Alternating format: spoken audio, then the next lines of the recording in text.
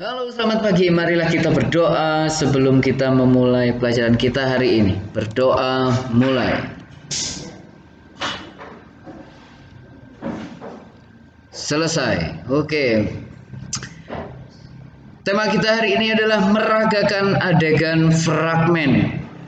Ini masuk dalam seni teater. Adegan fragmen. Fragmen itu apa? Kita coba lihat dulu.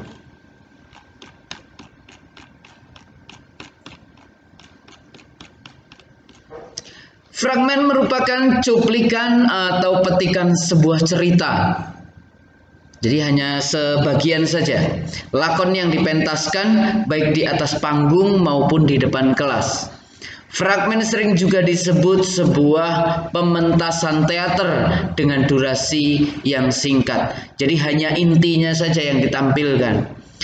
Pementasannya hanya beberapa adegan inti dengan jalan cerita sederhana. Nah, hanya intinya saja yang ditampilkan. Maka fragmen itu bagian, ya, bukan keseluruhan, hanya bagian saja.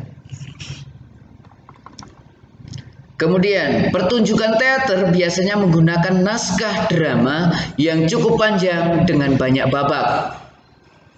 Nah, sebuah drama itu selalu ada naskahnya atau skenarionya, ya.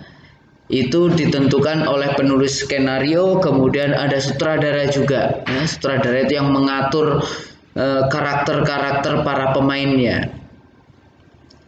Nah, di sini. Apa itu seni teater? Mari kita telusuri pengertian teater. Teater berasal dari kata teatron atau dari bahasa Yunani yang artinya tempat pertunjukan.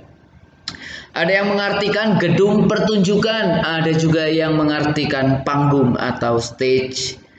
Dalam arti luas, teater adalah segala tontonan yang dipertunjukkan di depan orang banyak. Sedangkan arti sempit teater adalah kisah hidup manusia yang ditampilkan di atas pentas, disaksikan oleh penonton. Nah, makanya kamu harus bisa kalau kamu bermain teater, kamu harus bisa memperagakan karakter yang diinginkan oleh seorang sutradara. Contoh, kamu orang yang pendiam, tapi kamu diinginkan oleh seorang sutradara menjadi orang yang penuh dengan ngomong, kemudian ceria. Kamu harus melawan kebiasaanmu yang biasa itu, yaitu pendiam. Kamu harus menjadi seorang yang berkarakter ceria, banyak ngomongnya. Nah, itu acting namanya. Bertingkah laku tidak seperti biasanya. Ini istilah acting pasti sudah tidak asing. Orang sering dikatakan berakting kalau melakukan tingkah laku yang berbeda dari biasanya. Kamu berbohong, kamu nangis-nangis, tapi karena kamu bohong itu namanya orang berakting. Makanya kamu sering bilang lagi acting tuh, ya. Kemudian acting adalah perwujudan peran sesuai dengan karakter yang diinginkan oleh naskah dan sutradara, baik secara fisik maupun psikis. Nah, kalau acting, orangnya disebut aktor, ya. Peran yang dimainkan oleh aktor atau orang yang sebutan populer bagi pemeran teater itu aktor, ya, harus sesuai tuntutan tokoh. Bila berlebihan bisa mengakibatkan overacting atau aktingnya berlebihan. Juga jangan sampai underacting. Kekuatan aktingnya berkurang, ya. Jadi ada beberapa tekniknya. Jangan sampai kita berlebihan aktingnya, jangan sampai juga kita kurang aktingnya. Istilah acting sudah kamu tahu, kemudian orang yang memperlakukan acting itu disebut aktor, kamu juga sudah tahu. Silahkan dibuatkan rangkumannya supaya kamu punya dokumennya. Nah, di sini sudah saya berikan tadi arti kata teater, dan seterusnya. Dari mana modal acting? Modalnya dari mana? Modal acting adalah pengalaman hidup sehari-hari, baik pengalaman diri sendiri maupun pengalaman orang lain yang ditampilkan kembali di depan penonton. Biasanya dulu kalau ketika upacara hari besar ada Sumpah Pemuda, Hari Pahlawan, dan lain-lain, saya sering membuat sebuah teater, rangkaian cerita sesuai dengan tema hari itu. Kalau silahkan dilihat di YouTube, ada itu di SMP Xaverius Pagar Alam, ada teater Hari Sumpah Pemuda dan lain-lain.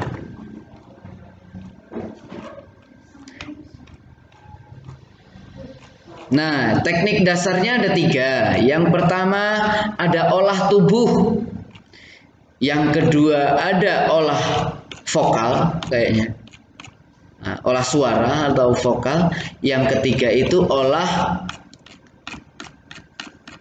rasa. Jadi kita berakting itu harus punya olah tubuhnya, bahasa tubuhnya. Kita harus kalau kita marah, bahasa tubuhnya itu seperti apa gitu ya. Kemudian olah vokal harus jelas supaya bisa didengarkan oleh para penonton. Kemudian olah rasa, kita harus mempunyai rasa ketika berakting, harus mempunyai rasa supaya orang yang menonton itu terbawa sama rasa yang kita lakukan. Nah, olah tubuh itu seperti pemanasan ya. Supaya karena tubuh menjadi pusat perhatian kita ya, kita ditonton sama orang. Makanya kita harus tahu, kita harus fleksibel untuk memerankan sebuah karakter. Nah, ini senam dulu ya, pemanasan. Olah suara, ya kan? Seperti dulu kita sudah pernah mempelajari tentang olah vokal, A, I, U, E, O harus jelas ya.